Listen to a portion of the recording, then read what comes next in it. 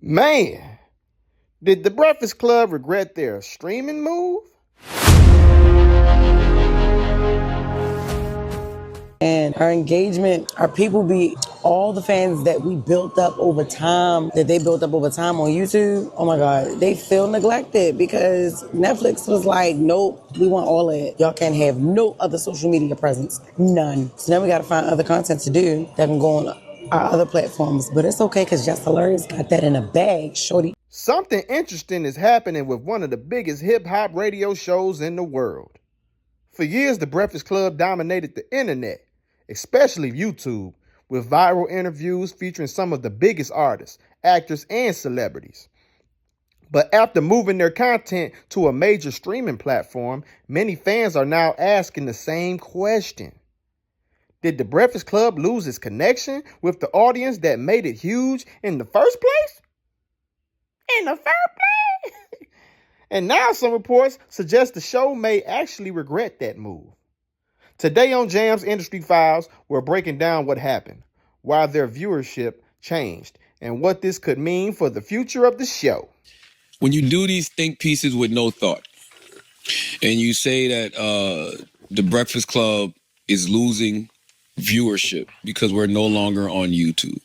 Let's have intellectually honest conversations. If you say, because everybody saw the clip of Jess Hilarious this week.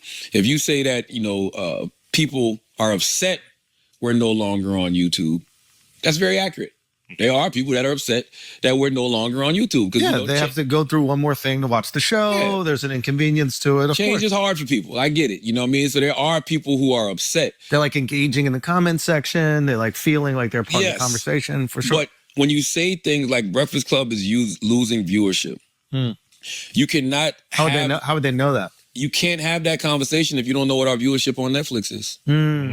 I need people to be smarter. That's why I salute to my guy Art. I was talking to Art and I saw Art do a video, but it's like I told Art the same thing. It's like when these people have these conversations about Breakfast Club losing viewership, you got to say, well, what are they doing on Netflix?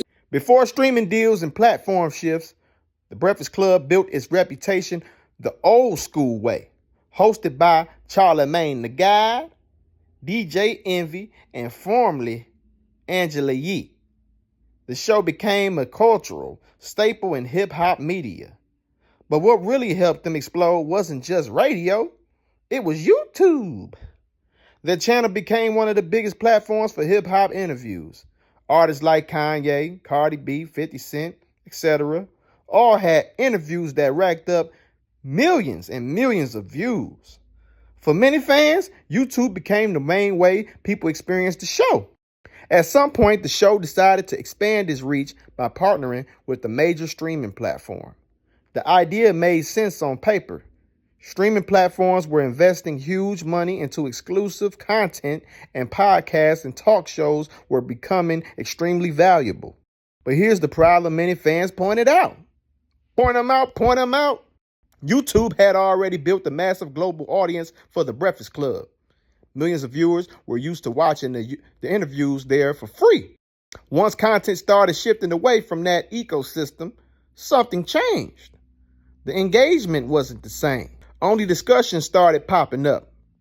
Fans and commentators began noticing that the viewer numbers on some platforms appeared lower than expected compared to the massive reach the show once had on YouTube. Now, to be clear, the Breakfast Club is still one of the biggest brands in hip-hop media. But when audiences were used to seeing interviews get 5, 10, even 20 million views, any change becomes noticeable. And some people began asking, did the move away from YouTube limit the show's viral potential?